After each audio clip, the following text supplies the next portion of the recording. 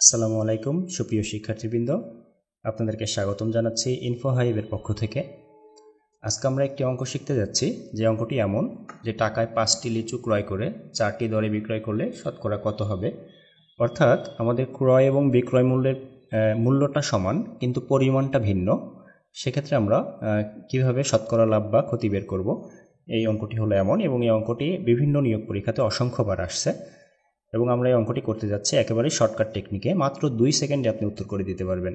তো অঙ্কটি যদি ডিটেলস করা হয় তাহলে অনেক লম্বা সময় লেগে যাবে। তো কথা না বাড়িয়ে আমরা অঙ্কটি দেখে নিই, অঙ্কটি কেমন আসলে ছিল। এখানে অঙ্কটি আপনারা দেখতে পাচ্ছেন যে টাকায় 3টি করে আম ক্রয় করে টাকায় 2টি করে বিক্রয় করলে শতকরা কত লাভ হবে। তো এখানে 3টি হলো আমাদের ক্রয়ের পরিমাণ এবং 2টি হলো আমাদের বিক্রয়ের পরিমাণ।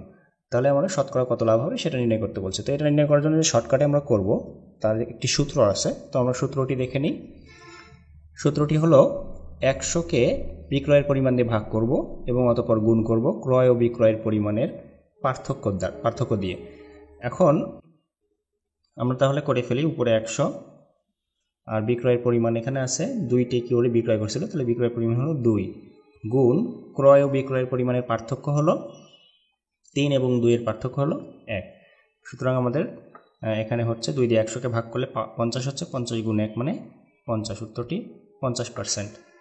আচ্ছা, এই শর্টকাট টেকনিক অ্যাপ্লাই করে আপনারা এই প্রশ্নটি তখনই সমাধান করতে পারবেন যখন দেখবেন যে ক্রয়ের যে মূল্য অর্থাৎ টাকায় যে মূল্যটা সেটা এবং বিক্রয়ের যে মূল্য সেটা টাকায়, এই দুইটা টাকায় সমান হবে কিন্তু পরিমাণটা ভিন্ন হবে। তখনই শুধুমাত্র এই শর্টকাট টেকনিকটা আপনারা অ্যাপ্লাই করতে পারবেন। তো এই ধরনের আরও একটি প্রশ্ন দেখে নিই যেটা বিগত নিয়োগ পরীক্ষাতে আসছিল। দেখুন, এখানে বলছে একজন দোকানদার 5টি লেবু যে মূল্যে ক্রয় করে 4টি লেবু সেই মূল্যে বিক্রয় করে।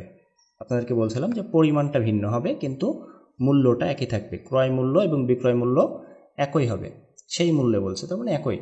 তাহলে আমরা সেই সূত্র দিয়ে আমরা শর্টকাটে করতে পারবো। সূত্রটি আরেকবার দেখি। 100 ভাগ বিক্রয়ের পরিমাণ, এখানে বিক্রয় করছিল হলো 4টি, তাহলে 100 এটাকে 4 দিয়ে ভাগ করব গুণ ক্রয় বিক্রয়ের পরিমাণের পার্থক্য, 5 এবং 4-এর পার্থক্য হলো 1। তাহলে 4 দিয়ে 100কে ভাগ করলে 25, 25কে 25%। উত্তরটি আপনারা দেখতে পাচ্ছেন, খ নাম্বার 25%। আমরা এই ধরনের আরও একটি প্রশ্ন দেখি। 8টি প্যান্টের বিক্রয় মূল্য 10টি প্যান্টের ক্রয় মূল্যের সমান। তো এখানেও দেখুন বিক্রয় এবং ক্রয় মূল্যটা সমান কিন্তু পরিমাণটা ভিন্ন। সেক্ষেত্রে আমরা আবারও সেই সূত্র অ্যাপ্লাই করব। তাহলে 100 ভাগ বিক্রয়ের পরিমাণ হলো, এখানে 8টি প্যান্ট কিন্তু বিক্রয় করছিল, তাহলে বিক্রয়ের পরিমাণ 8 গুণ আমাদের ক্রয় এবং বিক্রয়ের পরিমাণের পার্থক্য, তাহলে 10 এবং 8-এর পার্থক্য হলো 2। তাহলে আমরা 2 দিয়ে 8কে কাটলে 4 হয়, 4 দিয়ে 100কে ভাগ করলে 25 হয়, উত্তরটি 25%। দেখুন এখানে গ নম্বর উত্তর 25%। আমরা আরেকটা প্রশ্ন দেখে নেই। বলছে 25 কেজি চাল যে দরে কেনা যায় 20 কেজি চাল সে দরে বিক্রি করলে শতকরা কত লাভ হয়।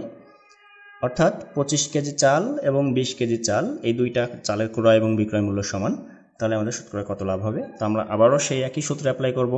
তাহলে হচ্ছে 100 ভাগ বিক্রয়ের পরিমাণ হলো 20 কেজি, তাহলে 20 গুণ ক্রয় এবং বিক্রয়ের পরিমাণের পার্থক্য, তাহলে 20 এবং 25-এর পার্থক্য হলো 5। তো 5 দিয়ে 20কে ভাগ করলে হয় 4, তাহলে 100কে 4 দিয়ে ভাগ করলে 25, উত্তরটি 25%।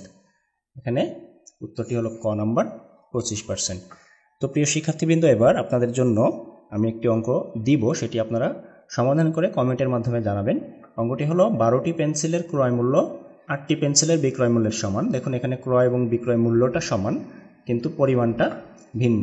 তাহলে আমরা সেই সূত্র অ্যাপ্লাই করে আমরা এখানে শতকরা কত লাভ হয় সেটি নির্ণয় করব। তো আপনাদের কাছে অনুরোধ থাকবে যে আপনারা অঙ্কটি সমাধান করে কমেন্টের মাধ্যমে জানাবেন।